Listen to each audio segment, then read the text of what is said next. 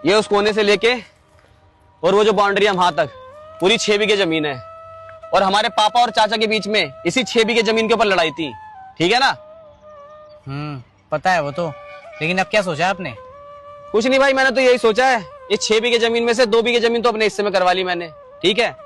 बाकी 4 बीघे में से 2-2 बीघे जमीन तुम्हारे नाम भी करवा रहा हूँ, ठीक है? साइन मैंने कर दिए, पटवारी जी से बात कर ली है, कल सुबह तहसील जाना, काम हो जाएगा। लो पकड़ो। कहने का मतलब ये है, तीनों भाइयों के हिस्से में बराबर की जमीन बट रही है, 2-2 बीघे, ठीक है?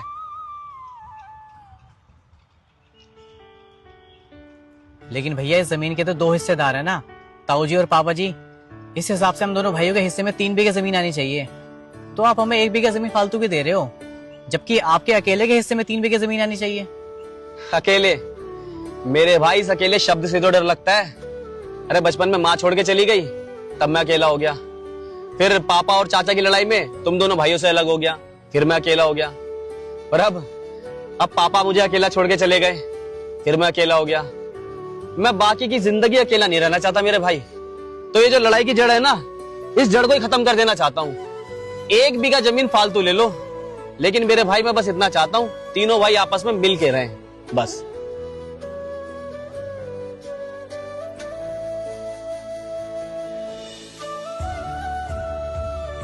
क्योंकि मेरे भाई, ये जमीन को आज तक कोई नहीं खा पाया, लेकिन ये जमीन सबको खा गई।